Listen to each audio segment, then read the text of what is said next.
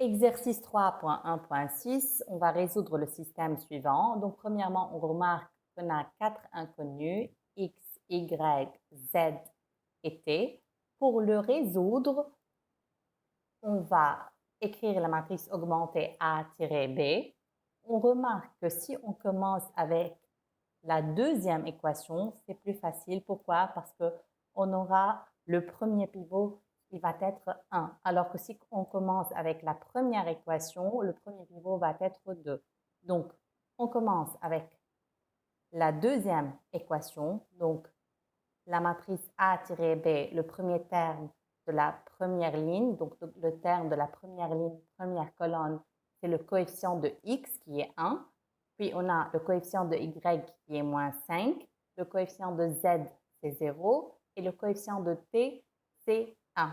Tiré, le second membre n'est autre que 5. Donc, pourquoi? Parce qu'on a commencé avec la deuxième équation.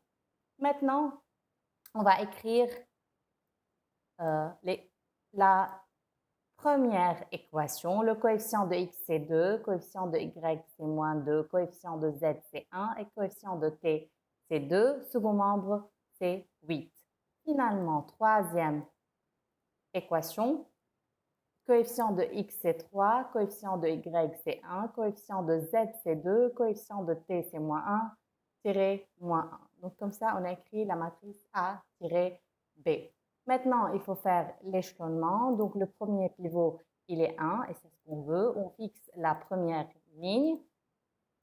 Donc, pour annuler le 2, on fait 2 moins 2 fois 1. Donc, ligne 2 moins 2, L1. 2 moins 2, c'est 0. Moins 2 fois moins 5. Donc, c'est moins 2 plus 10, c'est 8. 1 moins 0, c'est 1. 2 moins 2, c'est 0. Et finalement, 8 moins 2 fois 5. Donc, 8 moins 10, c'est moins 2. Pour la ligne 3, donc, on a 3 moins 3, c'est 0. Donc, L3 moins 3, L1. 3 moins 3, c'est 0. 1 moins 3 fois moins 5, donc 1 plus 15, c'est 16. 2 moins 0, c'est 2. Moins 1 moins 3 fois 1, c'est moins 4. Et finalement, moins 1 moins 5 fois 3, c'est moins 15. Maintenant, on fixe les deux premières lignes.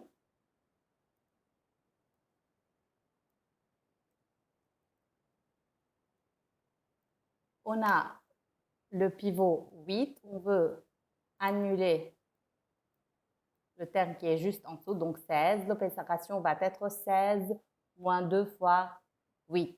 Donc, ligne 3 moins 2, ligne 2. 16 moins 8 fois 2, c'est 0. 2 moins 2 fois 1, c'est 0. Moins 4 moins 0, c'est 0. Et moins 16 moins 2 fois moins 2, donc moins 16 plus 4, c'est moins 12. Donc, si on veut maintenant appliquer le théorème, ça c'est la matrice A. Le rang de A, c'est 1, 2, 3. Ça c'est AB. Le rang de AB, c'est pareil, 3. Donc, rang de A égale rang de AB égale à 3. Alors que le nombre d'inconnus, c'est 4. Donc, c'est strictement inférieur. Donc, on a infinité de solutions. Pour trouver les solutions, on commence toujours de bas en haut. Cela veut dire qu'on commence par la ligne L3. La ligne L3 nous donne 0x plus 0y plus 0z moins 4t égale à moins 12. Donc, moins 4t égale à moins 12. Donc, t, c'est 3.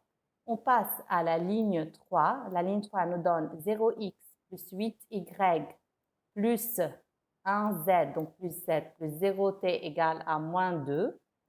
Donc, moins 8y plus z égale à moins 2. Soit vous calculez z en fonction de y, soit y en fonction de z, mais c'est plus facile de calculer z en fonction de y. Donc, z, c'est moins 2, moins 8 fois y.